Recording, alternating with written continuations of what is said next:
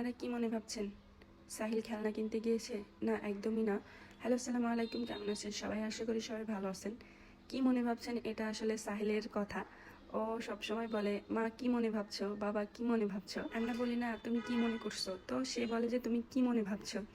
তো আজকে সাহিলের কথাটা দিয়েই আজকে ব্লগটা শুরু করলাম। যাই হোক, আমরা কিন্তু আজকে সাহিলের জন্য খেলনা কিনতে যাই নাই। আমার একটা ছোট দেবরের বার্থডে ছিল, তো সেখানে আমাদেরকে দাওয়াত করেছিল, তো ওর জন্যই একটা গিফট কিনতে গিয়েছিলাম। তো আমরা ওর জন্য একটা বড় সাইজের কালার সেট নিয়ে নিয়েছিলাম, সেটাই র্যাপিং করতেছে দোকানদার। এটা আবার সাহিলেরও অনেক পছন্দ হয়েছিল, সে এটা নিবে বলছিল। পরে তাকে বললাম যে বাবা, এটা তো পিঙ্ক কালার, এটা মেয়েদের কালার, এটা তুমি নিও না। তো যাই হোক, তাকে কোনো মতে বুঝিয়ে সুজিয়ে ম্যানেজ করে নিয়েছি। আর আমরাও চলে এসেছি মামিদের বাসায়। তো এই যে গিফটটাও বার্থডে বয়ের হাতে তুলে দিয়েছি, তো তারা সবাই মিলে আনবক্সিং করতেছিল। সব পিচ্চিগুলো দেখে অনেক খুশি হয়ে গিয়েছে। পরে তারা সবাই মিলে ড্রয়িং সেটটা নিয়ে আঁকিবুকি শুরু করে দিয়েছিল। পিচ্চিগুলো ড্রয়িং সেটটা পেয়ে খুশিতে পুরো আত্মহারা হয়ে গিয়েছে। এই যে সোফার উপরে দেখতে পাচ্ছেন, এটাই হচ্ছে আজকে আমাদের বার্থডে বয়। আজকে মূলত ওরই জন্মদিন ছিল, তো সেই উপলক্ষে আজকে আমাদেরকে দাওয়াত করা হয়েছিল। তো মামি তো অনেক খুশি হয়ে গিয়েছে।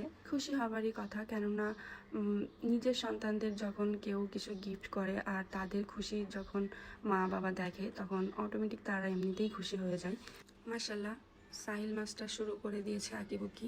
ও কিন্তু এখানে সবার থেকে বয়সে অনেক ছোট, তারপরেও ছোট প্যাকেজ বড় ধামাকা বলে একটা কথা আছে। যাই হোক, একে একে সবাই পৌঁছে যায়। আমরা সাহিলের বাবাও চলে আসছে, আমার শ্বশুর আব্বুও চলে আসছে। মাশাল্লাহ, নানা নাতির এই যে সুন্দর একটি মুহূর্ত আমি ক্যাপচার করতে পেরেছি। আর এই যে অন্যদিকে দুলাভাই আর শালার বইয়ের মধ্যে হাসি তামাশা চলতেছে, মাশাল্লাহ দেখলেও ভালো লাগে। নাস্তা খাওয়া শেষ করে তারপরে চলে আসি কেক কাটার জন্য। কেকটা কাটার আগে যে কয়েকবার কারেন্ট গেছে তার ঠিক নাই। যখনই কেকটা রেডি করতেছি টেবিলের উপরে, তখনই কারেন্ট চলে যাচ্ছে। অ্যাট লাস্ট তারপরে আমরা ফাইনালি কেকটা কাটতে পেরেছিলাম। সাফান ভুলে গামি যে ডেকোরেশনের আইটেমটা ছিল ওটা খেয়ে ফেলেছে। তো সাহিল বলতেছে তাড়াতাড়ি বের করে, এটা খাওয়া যায় না। তারপরে একে একে আমরা সবাই বাড়তে পারিকে কেক খাইয়ে দিই।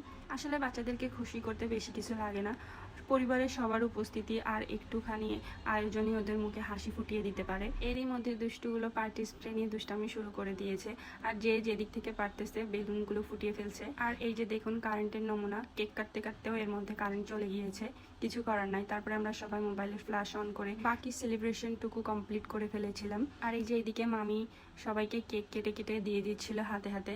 তারপর অনেকক্ষণ পরে যে কারেন্ট আসছিল, তারপরে আমরা আবার সবাই ডিনারের জন্য বসে পড়েছি। প্রথমে সব বাচ্চাদেরকে আগে দিয়ে দিয়েছিল খেতে, কেননা ওরা ছোট মানুষ, ওদের ঘুম চলে আসবে। তো আমি সাহিলকে খাওয়াচ্ছিলাম আর কি। এরই মধ্যে মামি আমাকে আবার ডাক দিয়েছে, বলতেছে প্রিয়া এদিকে আসো, আমি কি কি রান্না করছি সবগুলো তুমি সুন্দর মতো ভিডিও করো, কেননা আমি জানি তুমি ব্লগ করবে।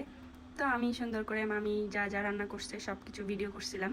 তো ডিনারের আইটেম ছিল হচ্ছে গরুর মাংস, মুরগির মাংস, ডিম, ইলিশ মাছ, চিংড়ি মাছ, মগজ ভুনা, তারপরে ডাল, পোলাও, সাদা ভাত, সাথে ছিল ভর্তা, সবজি, তারপরে আপনার একটা চাটনি রেডি করেছিল মামি। মাশাল্লাহ, খাবারগুলো অনেক মজা হয়েছিল। আমি তো কয়েকটা আইটেম দিয়ে খেতেও পারিনি, কেননা এতগুলো আইটেম দিয়ে খাওয়া আসলে পসিবল না।